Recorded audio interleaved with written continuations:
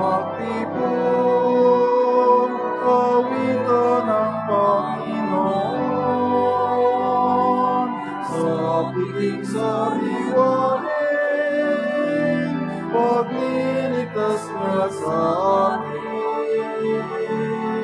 Kaya nating alalahanin, panahong tayo'y inalipin, ng ngalan niya'y ating sambitin, paano di tayo lingapin. Bayan tuwing magtipon, awitan ng Panginoon, sa piling sariwain, magliligtas niya sa atin. Sa piling sariwain, magliligtas niya sa atin.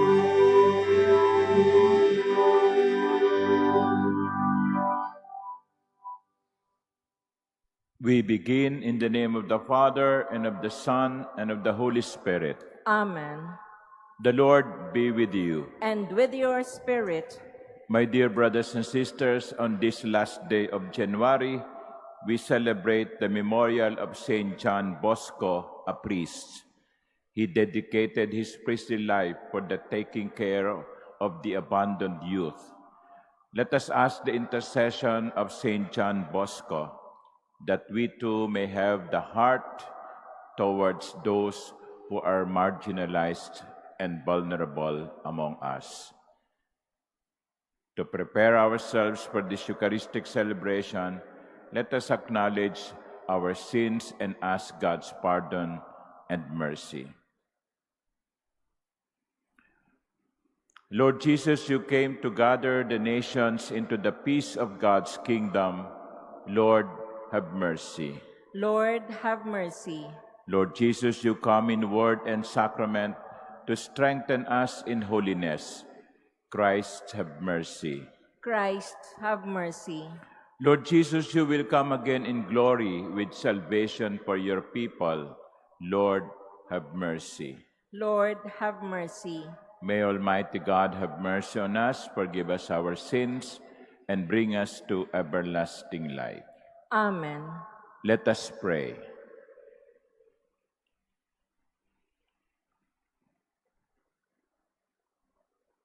O God, who raised up the priest Saint John Bosco as a father and teacher of the young, grant, we pray, that aflame with the same fire of love, we may seek out souls and serve you alone.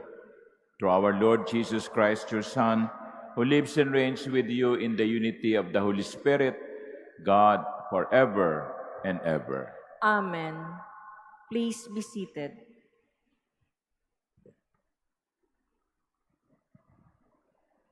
A reading from the letter to the Hebrews. Remember the days past, when after you had been enlightened, you endured a great contest of suffering. At times, you were publicly exposed to abuse and affliction. At other times, you associated yourselves with those so treated. You even joined in the sufferings of those in prison and joyfully accepted the confiscation of your property, knowing that you had a better and lasting possession.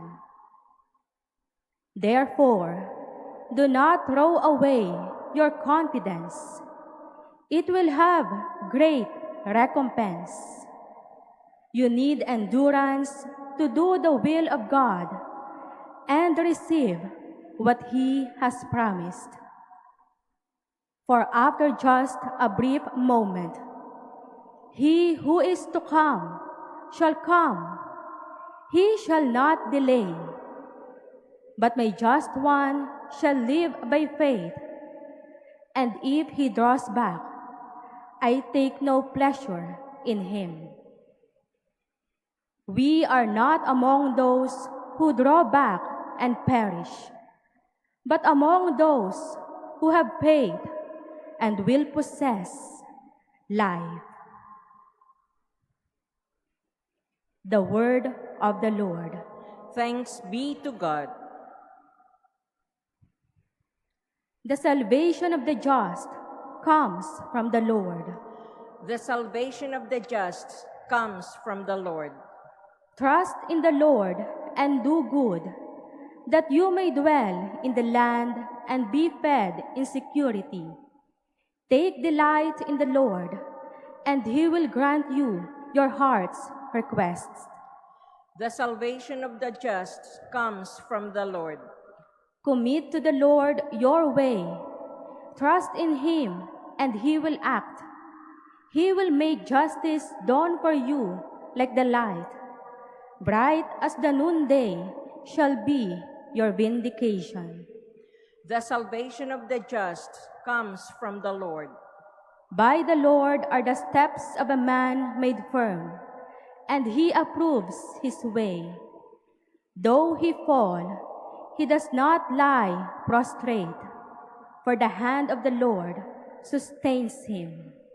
The salvation of the just comes from the Lord. The salvation of the just is from the Lord. He is their refuge in time of distress. And the Lord helps them and delivers them. He delivers them from the wicked and saves them, because they take refuge in him. The salvation of the just comes from the Lord. Please stand.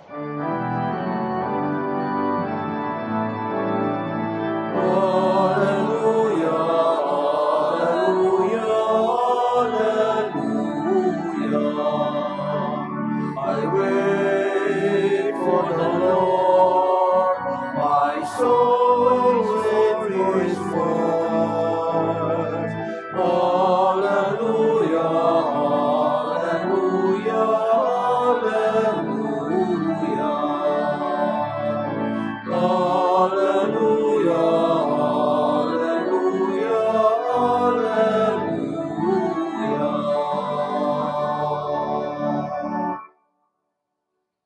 The Lord be with you. And with your spirit, A reading from the Holy Gospel according to Mark. glory to you, O Lord. Jesus said to the crowds, "This is how it is with the kingdom of God. It is as if a man were to scatter seed on the land, and would sleep and rise night and day, and the seed would sprout and grow, he knows not how.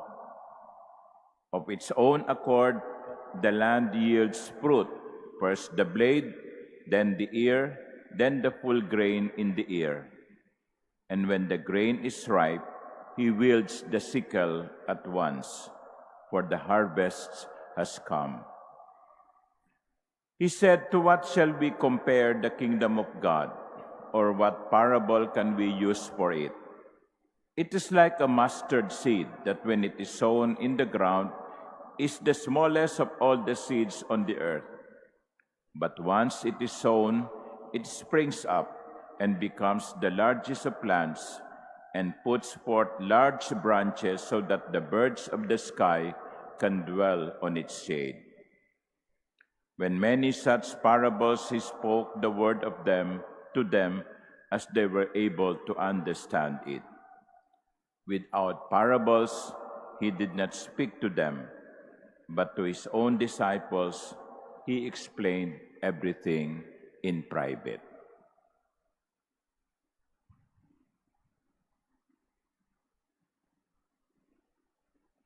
The Gospel of the Lord. Praise to you, Lord Jesus Christ. Please be seated. Good morning and welcome to pilgrims visiting and praying at the Manila Cathedral. We have two parables in the Gospel, and these parables are Jesus' way of teaching in a way that will be more clear to his listeners. Gumagamit siya ng mga karanasan na araw-araw na pinagdaraanan ng kanyang mga tagapakinig.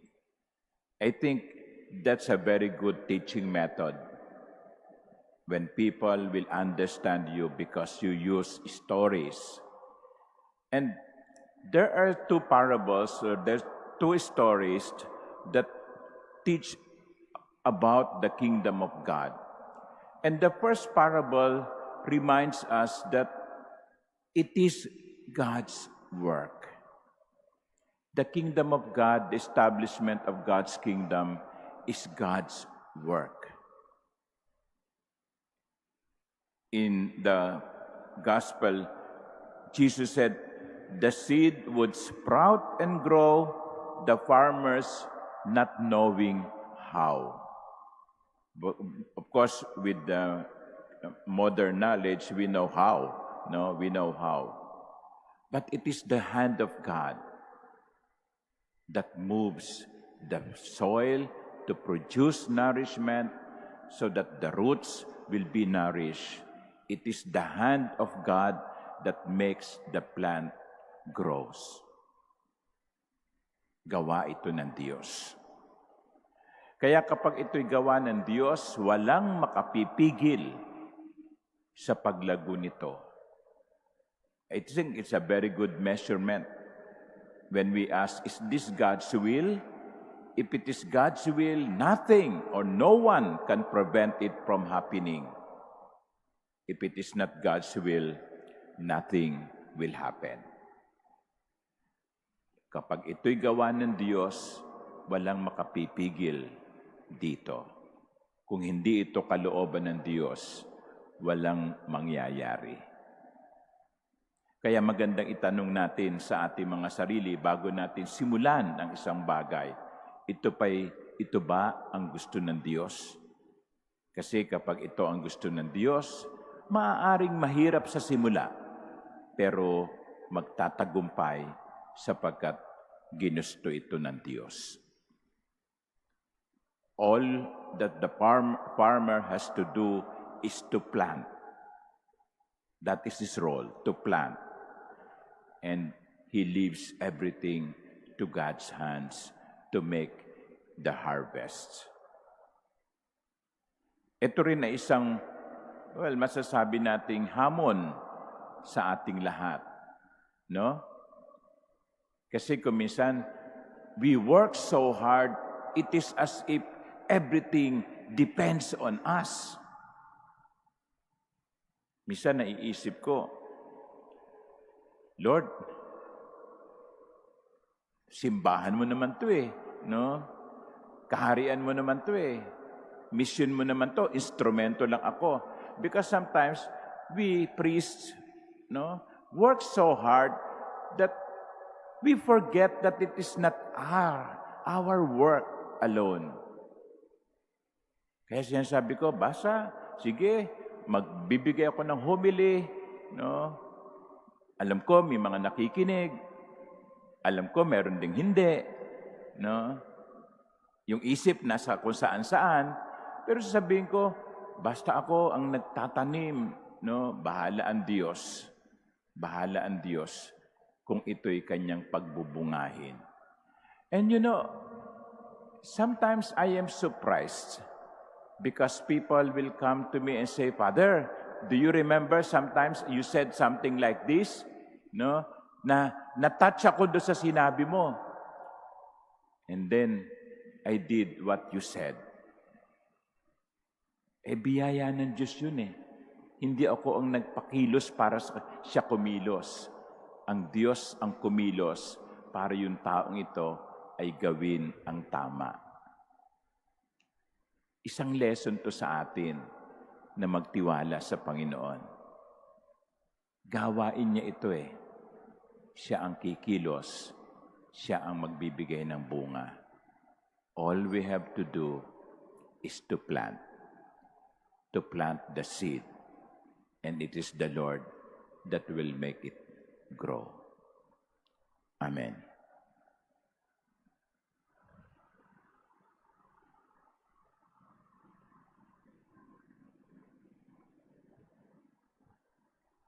Please stand. Full of hope and confidence, we make our prayer to God the Father, anxious for an increase of His presence in our life.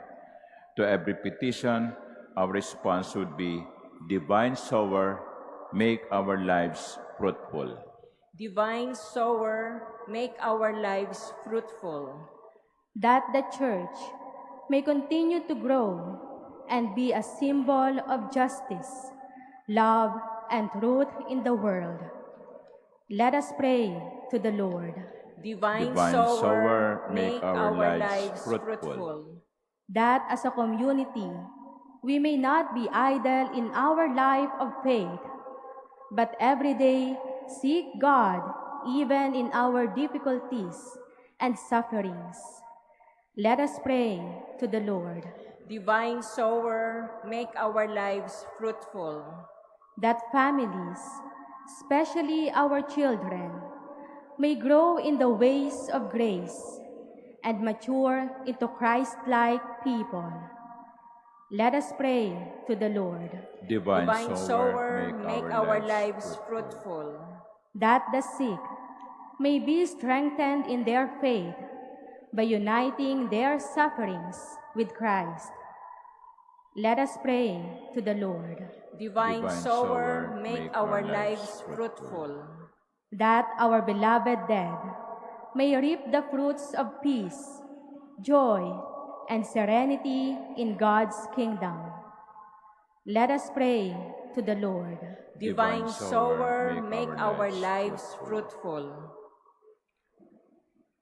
Heavenly Father, help us grasp the importance of the time in which we are living. Open our hearts to your word so that we may always bear fruit. We ask this through Christ our Lord. Amen. Please be seated.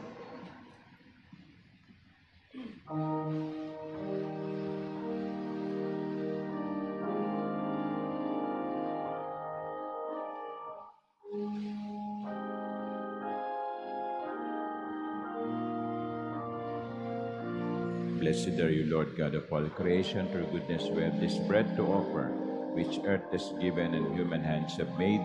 It will become for us the bread of life. Blessed be God forever.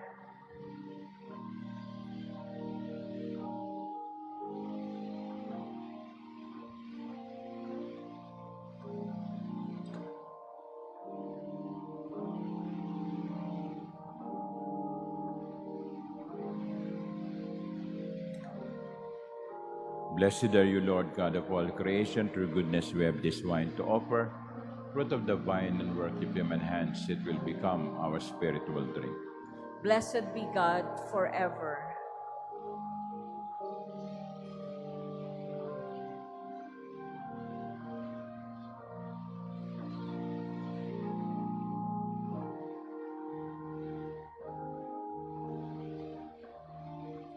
Please stand. Pray, my dear sisters and brothers, that my sacrifice and yours may be acceptable to God, the Almighty Father. May the Lord accept the sacrifice at your hands for the praise and glory of his name, for our good and the good of all his holy church. We humbly implore your majesty, Almighty God, that just as the offerings made in honor of Blessed John Bosco bear witness to the glory of divine power, so they may impart to us the effects of your salvation, through Christ our Lord. Amen. The Lord be with you. And with your spirit. Lift up your hearts. We lift them up to the Lord. Let us give thanks to the Lord our God. It is right and just. It is truly right and just, our duty and our salvation, always and everywhere, to give you thanks, Lord, Holy Father, Almighty and eternal God, through Christ our Lord.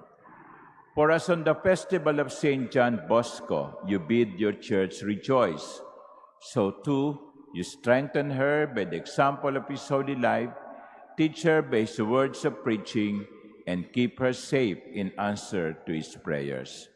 And so, with the company of angels and saints, we sing the hymn of your praise, as without end we acclaim. Holy, Holy, holy, holy Lord, God of hosts, heaven and earth are full of your glory. Hosanna in the highest. Blessed is he who comes in the name of the Lord. Hosanna in the highest. Please kneel. you are indeed holy, O Lord, the fount of all holiness. Make holy, therefore, these gifts, we pray, by sending down your Spirit upon them like the dewfall, so that they may become for us the body and blood of our Lord Jesus Christ. At the time he was betrayed and entered willingly into his passion, he took bread, and giving thanks, broke it, and gave it to his disciples, saying, "Take this, all of you, and eat of it, for this is my body, which will be given up for you."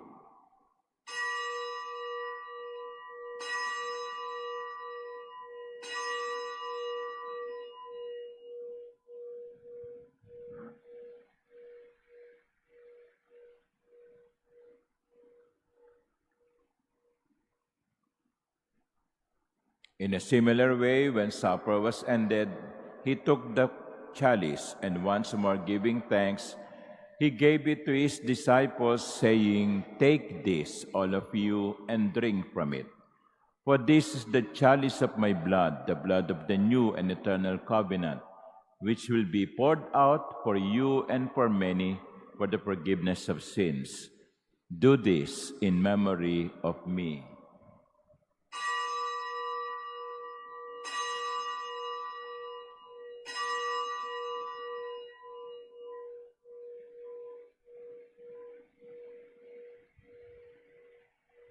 Please stand. The mystery of faith.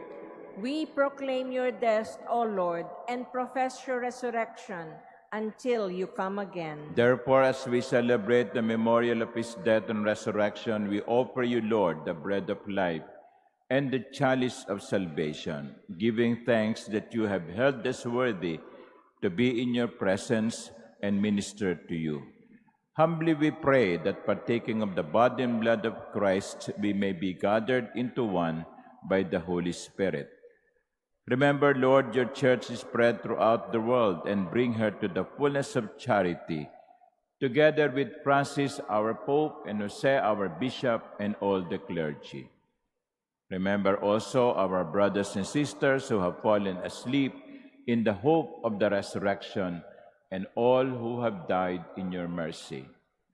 Welcome them into the light of your face. Have mercy on us all, we pray, that with the Blessed Virgin Mary, Mother of God, with blessed Joseph, her spouse, with the blessed apostles and all the saints, including John Bosco, who have pleased you throughout the ages, we may merit to be co-heirs to eternal life, and may praise and glorify you to your Son, Jesus Christ.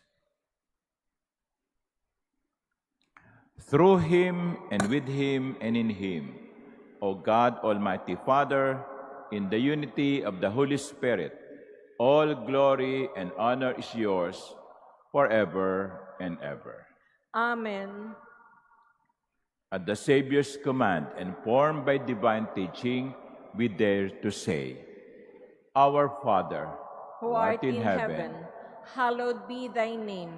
Thy kingdom come, thy will be done on earth as it is in heaven. Give us this day our daily bread, and forgive us our trespasses, as we forgive those who trespass against us.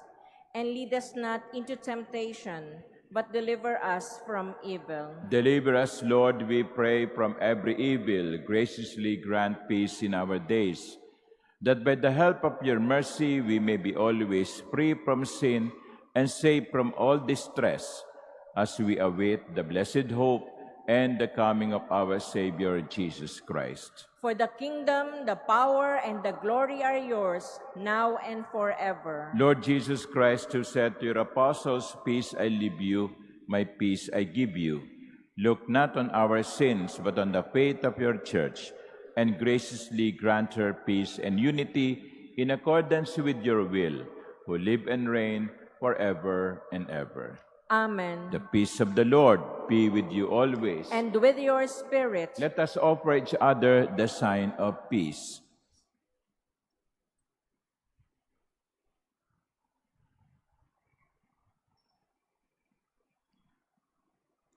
Lamb of God, you take away the sins of the world, have mercy on us. Lamb of God, you take away the sins of the world, have mercy on us. Lamb of God, you take away the sins of the world, grant us peace. Please kneel. Behold the Lamb of God. Behold him who takes away the sins of the world. Blessed are those called to the supper of the Lamb. Lord, I am not worthy that you should enter under my roof, but only say the word, and my soul shall be healed.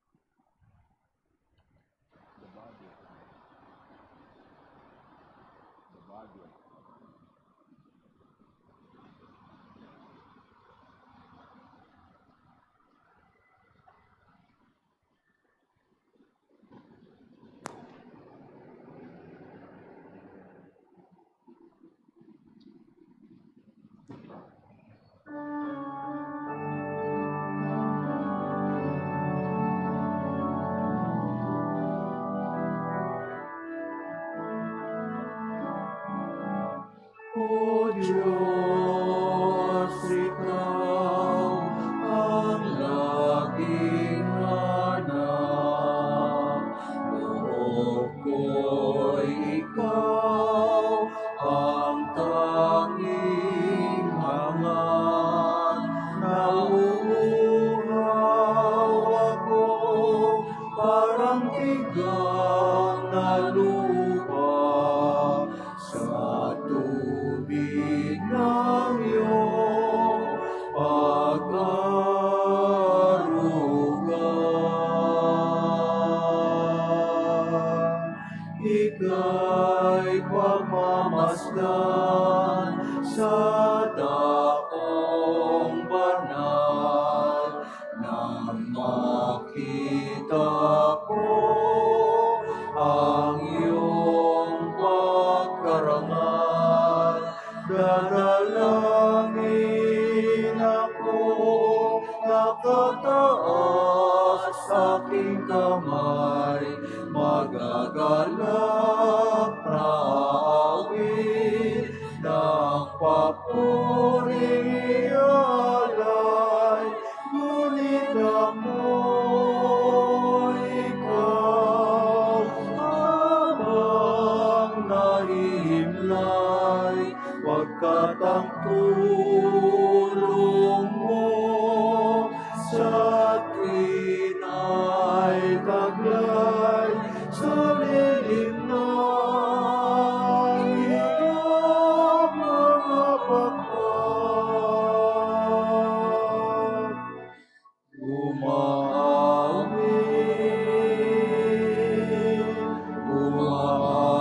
umawit, umawit ako.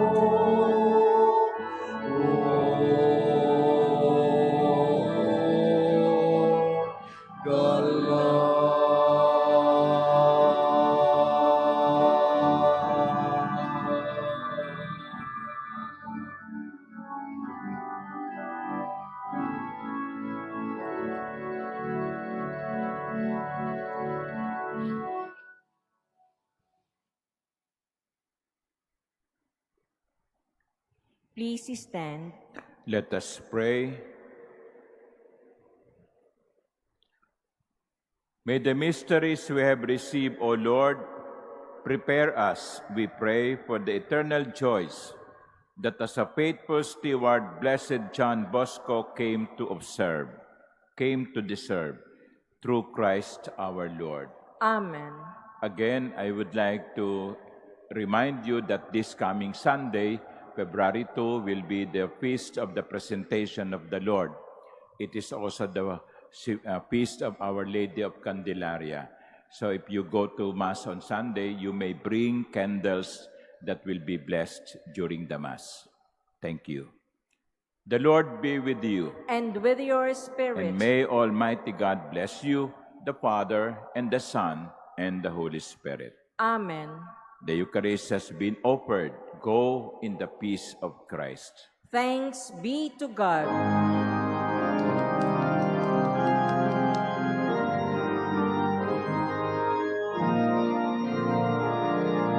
Pinagpanagilig ka, ipinagling walang sala. Pusong dalisay dakila, Maria, ina ng